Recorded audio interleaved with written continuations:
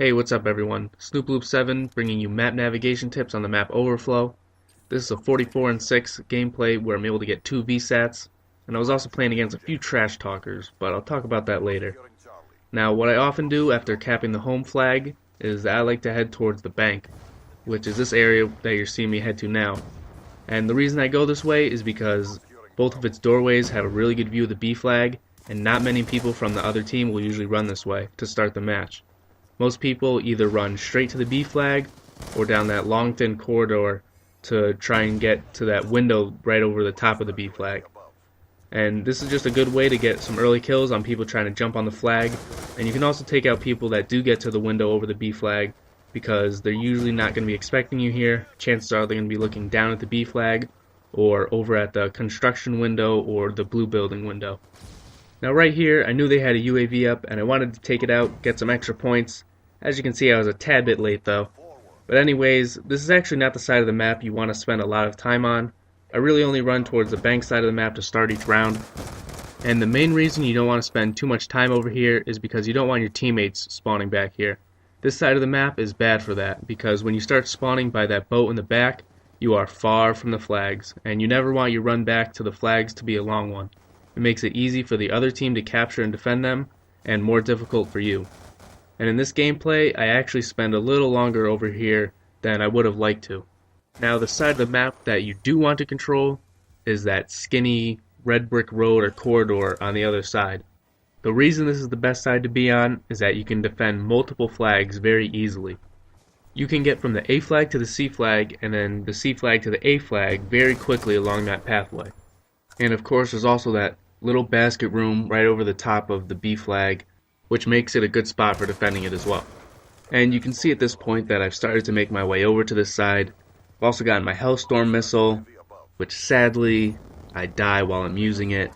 But I was able to take out a guy jumping on the B flag, and then as you see me respawn, this time I'm not late, I'm able to get that UAV down.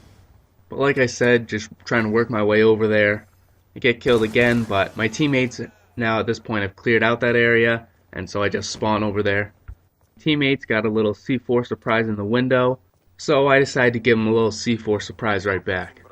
And I don't know why people still do that. They think it's alright to just jump on a flag without flak jacket, and unless you've really cleared out the area, you're just going to get blown up by something. I mean, I don't think you're ever going to see a domination gameplay from me where I'm not using flak jacket, because a C4 to the face is not good for your health.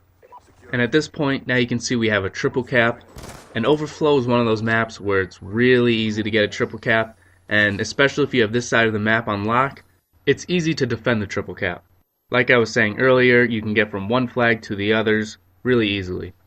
If you've got a triple cap and you're controlling this side of the map, the other team's going to be spawning in the far back corner, and what that means is that they're going to get split up really easily because there's going to be some kids running to the A flag, some kids running to the C flag, and maybe even another one or two kids running to the B flag to try and get at least one flag captured.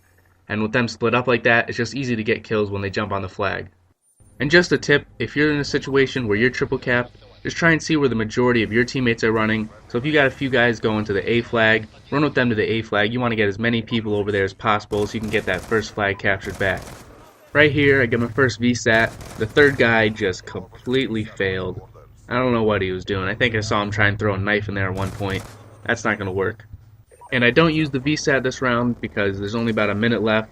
But I do use the Hellstorm, get a triple with it. Now here, I run completely out of ammo. And I just run outside. I was trying to hopefully find a random one on the ground, but nothing there. I get shot.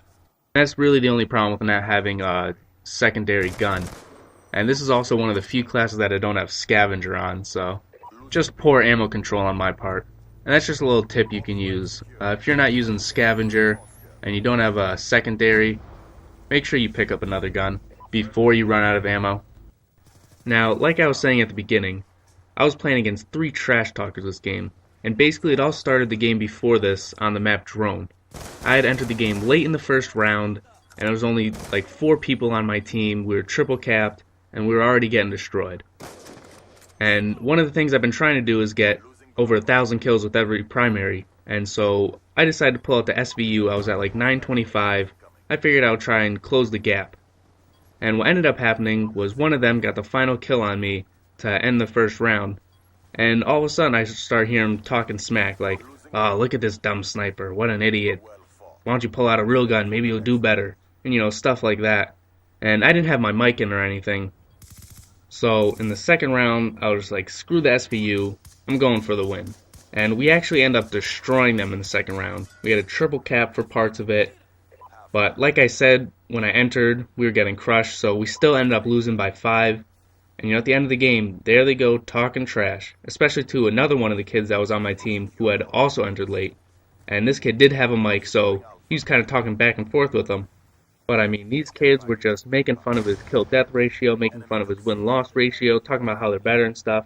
So, I looked at their combat records, and they had, over 2-0 KDs. Their win-losses was over 5-0. But I'm just thinking in my head, what kind of a-holes need to trash talk in Call of Duty? I mean, you're really a loser if you're talking trash, especially when you're the one that started. I mean, if someone else starts talking trash to you, that's different. You can talk trash back all you want. But when you're starting the trash talk, there's just something wrong with you. So the kid that had a mic ended up on my team again, and you'll see his name, I think it was Eric Kills. And the 3 trash talkers ended up on the other team, still running their mouths as the game was about to start. And I wasn't even going for a gameplay at this time, I was just playing for fun. But I did need a gameplay on Overflow, and I knew I was going to go try hard to try and beat these kids. So that's why I decided to record.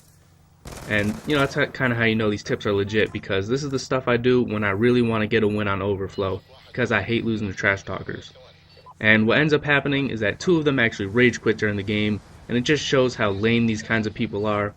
When the game ended, I put my mic in, and I gave the third dude a taste of his own medicine, and he was mad as hell. It was pretty funny. But anyway, here in the gameplay, I throw up the Hellstorm, I get the quad, and then they basically respawn right in front of me. I don't know how the heck I didn't get the triple here, but I do pick up another VSAT. Oh, and if you're wondering who the trash talkers were, I don't remember all 3 of them, but one of them was Killa Sauce and the other one was Brian1388 or something like that. But yeah, we got the VSAT up now. I see there's no one really near C, so I just push over there and go for the capture. I knew the game was pretty much over at this point. There was nothing they could have done at all to make any kind of comeback.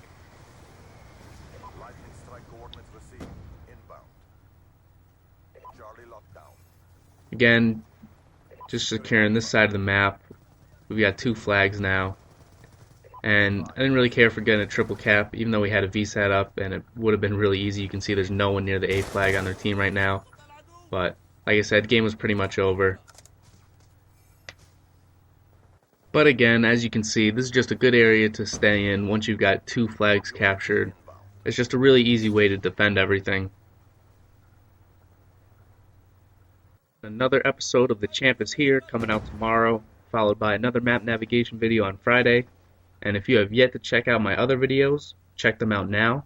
I've got a nice flawless gameplay and an awesome capture the flag comeback from the championship series, so check those out.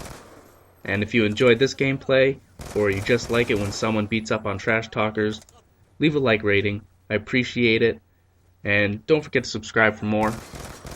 Hopefully some of this stuff helps you out when you're playing domination, as I get another lightning strike and hellstorm missile here near the end of the game. And you're also going to see me get a double kill final kill cam at the end. But until next time, peace out.